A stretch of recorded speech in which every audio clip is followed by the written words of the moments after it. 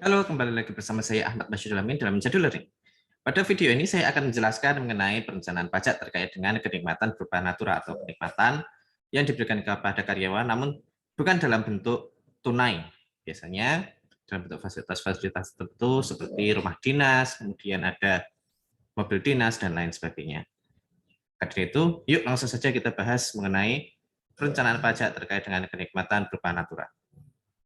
Baik, pertama kali kita akan membahas lebih dahulu ya apa yang dimaksud dengan kenikmatan berupa natura dan bagaimana tax treatment-nya atau perlakuan perpajakannya. Terutama akhir-akhir ini ada perubahan mengenai bagaimana kenikmatan berupa natura ini diperlakukan menurut pajak ya, sesuai dengan Undang-Undang Harmonisasi Peraturan Pajak atau Undang-Undang HPP. Mungkin kita bicara terlebih dahulu kenikmatan berupa natura atau dalam bahasa Inggris disebut juga benefits in kind yang diterapkan sebelum Undang-Undang HPP ini disahkan seperti ya. Kalau kenikmatan berupa natura menurut Undang-Undang PPH sebelum Undang-Undang HPP gitu ya. Umumnya pemberian kenikmatan berupa natura ini tidak dapat dibebankan sebagai biaya pengurang atau biaya pengurang penghasilan di sisi pemberi kerja atau tidak bisa dianggap sebagai deductible expense.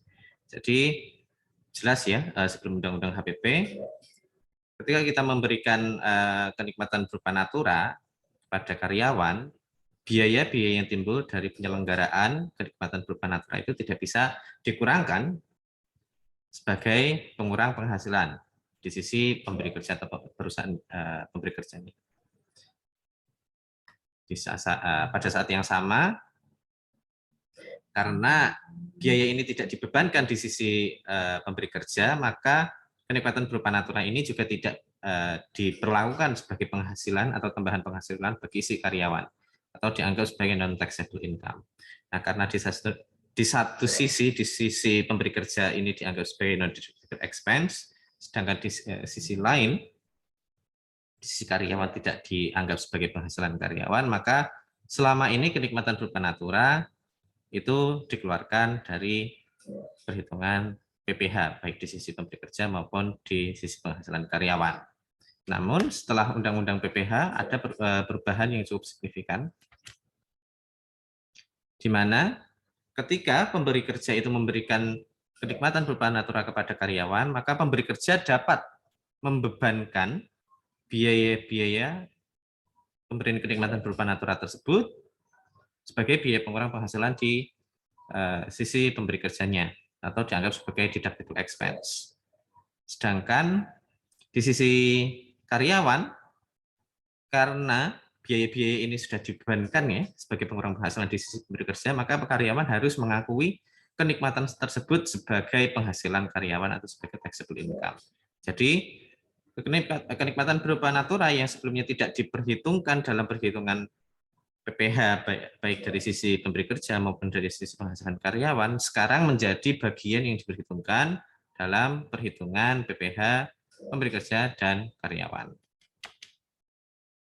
Lantas yang menjadi permasalahan adalah bagaimana jika kenikmatan berupa natura ini berbentuk layanan medis dari klinik kantor yang biasanya sifatnya gelondongan gitu ya. 1 tahun biaya layanan medis ini katakanlah ada 2 miliar, tapi kita nggak tahu nih masing-masing karyawan ini menggunakan layanan medis itu seberapa besar, apakah bisa diidentifikasikan masing-masing karyawan ini menikmati kenikmatan berupa natura sebesar berapa banyak seperti itu. Itu kan agak susah untuk diidentifikasi. Sama halnya dengan layanan medis, rumah dinas dan kendaraan dinas yang dimiliki oleh perusahaan. Nah, ini ketika seseorang atau beberapa karyawan gitu ya, itu menikmati fasilitas berupa rumah dinas dan kendaraan dinas yang dimiliki oleh perusahaan. Nah, berapa nilai kenikmatan berupa natura yang dialokasikan ke masing-masing pengguna dari fasilitas-fasilitas ini. Tentu saja agak sedikit kompleks untuk ditentukan. Padahal di sisi lain gitu ya, peraturan teknis yang mengatur lebih rinci mengenai hal ini, khususnya terkait perlakuan perpajakan kenikmatan berupa natura setelah Undang-Undang HPP ini belum diterbitkan. Mungkin nanti kalau sudah diterbitkan akan ada rincian bagaimana untuk menentukan nilai dari kenikmatan berupa natura yang seharusnya diperhitungkan sebagai penghasilan bagi karyawan penerima kenikmatan tersebut. Bayangkan saja ketika sebuah perusahaan gitu ya, dia memiliki plan di tempat yang agak terpencil, kemudian untuk memfasilitasi orang yang mengunjungi plan tersebut, perusahaan memberikan fasilitas berupa rumah dinas. Tapi yang mengunjungi rumah dinas tersebut atau yang menempati rumah dinas tersebut dalam 1 tahun ini ada banyak orang seperti itu. Ini kan agak susah untuk menentukan seberapa besar rumah dinas nilai dari kenikmatan berupa natura tersebut dialokasikan ke masing-masing karyawannya. Selain itu, apabila dialokasikan berbasis nilai buku dari rumah dinas ini kan akan menjadi sangat besar gitu, bagi karyawan. Tapi apakah tepat apabila penggunaan kenikmatan berupa natura itu nilainya ditentukan berdasarkan biaya penyusutan rumah dinas pada tahun tersebut menurut perhitungan pajak juga. Nah inilah detail-detail yang sampai saat ini belum banyak dijelaskan dalam peraturan dan peraturan yang lebih detail.